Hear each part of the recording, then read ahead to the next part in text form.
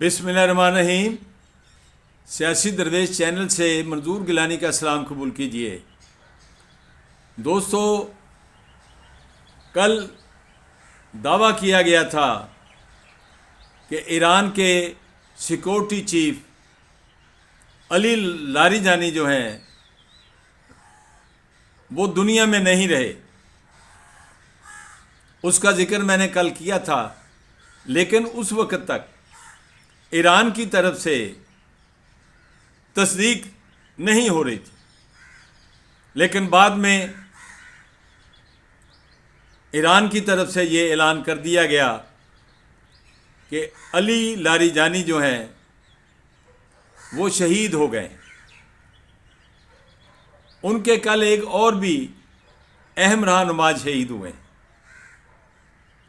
ये शहादतों का सिलसिला जो है ये जारी है। ईरान की जानिब से मुसलसल ये कहा जा रहा है कि ये जंग ऐसे बंद नहीं होगी। अमेरिका को इस जंग के शुरू करने का खमियाजा भुगतना पड़ेगा। जो नुकसानात हुए हैं उसका हर्जाना भी देना पड़ेगा।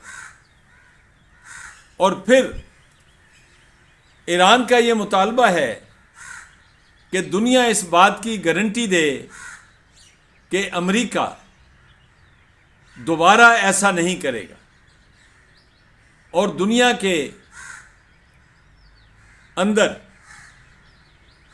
तबसरे किए जा रहे हैं, तज्जिए किए जा रहे हैं, अखबारात में मज़ामीन छप रहे हैं कि ट्रंप को नेतन्याहू ने ट्रैप किया, यानी कि ट्रंप ट्रैप हुए हैं।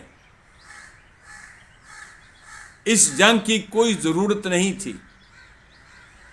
और बरतानिया के एक सफारतकार ने, जो कि ईरान अमेरिका इसराइल के मज़ाकरात का हिस्सा था, उसने कहा है कि ईरान ने ऐसी ऑफर्स दे दी थी कि जिसके बारे में उनका तसव्वुर भी नहीं था। ईरान ये नहीं चाहता था कि दोबारा जंग हो। पिछले साल जून में जो जंग हुई थी, उसके बाद जब दोबारा मुज़ाकरात हुए और हो रहे थे, बल्कि एक रात पहले भी मुज़ाकरात का एक दौर हुआ था, इसकी किसी सूरत भी तायीद नहीं की जा सकती। लेकिन ट्रंप साहब का कहना था कि नहीं, ईरान को हमने वो सज़ा देनी है जो दुनिया देखेगी। मैं ये तो नहीं कहता कि ईरान का नुकसान नहीं हुआ। ईरान के अंदर जो तबाही हुई है वो भी दुनिया के सामने है। और इसी तरह जो ईरान के हाथों हमारे दीगर मुसलमान पड़ोसी ममालिक के अंदर जो तबाही हुई है, उसका भी हमें अफसोस है। आज ही हमारे वज़ीर आज़म ने उस पर भी इजहार तासुफ़ किया। और अली लारिजानी की जो शहादत है, उस पर भी आज हमारे सदर पाकिस्तान ने इजहार अपना किया है। पाकिस्तान दोनों तरफ से फंसा भी हुआ है और कोशिश भी कर रहा है। अमन के लिए कोशिश कर रहा है, जंग बंदी के लिए कोशिश कर रहा है।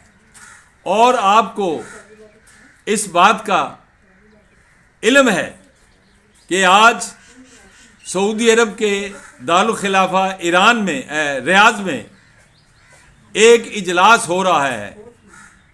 उस इजलास में अरब ममालिक और इस्लामी ममालिक जो हैं, उनके वज़राए ख़ारजा इकट्ठे हो रहे हैं। पाकिस्तान की जानब से हमारे नायब वज़ीर आज़म और वज़ीर ख़ारजा इसहाक डार साहब जो हैं वो शिरकत करेंगे। दोस्तों, आज चूँकि हम सुप्रीम कोर्ट बार में बैठते हैं, वहाँ सारा दिन बार एसोसिएशन में इस जंग का जिक्र होता है। हालांकि पाकिस्तान का अफ़गानिस्तान के साथ जो टाकरा है वो भी हो रहा है। पाकिस्तान ने काफ़ी सबक सिखाया है अफ़गानिस्तान को, लेकिन अफ़गानिस्तान जो है वो भारत की शह पर अपनी कार्रवाइयाँ जारी रखे हुए। ठीक है, लेकिन कब तक?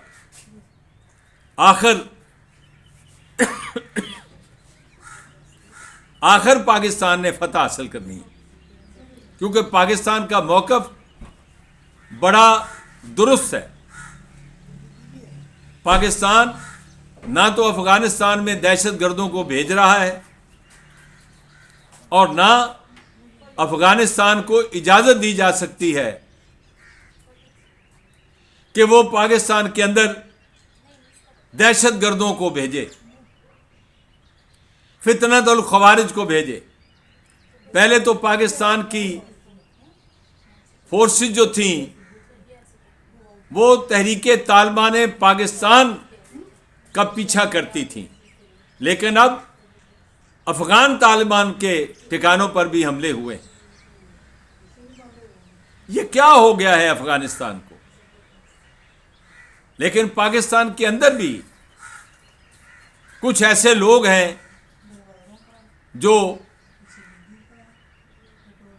तालिबान के हामी हैं, उनके हमलों की हमायत करते हैं।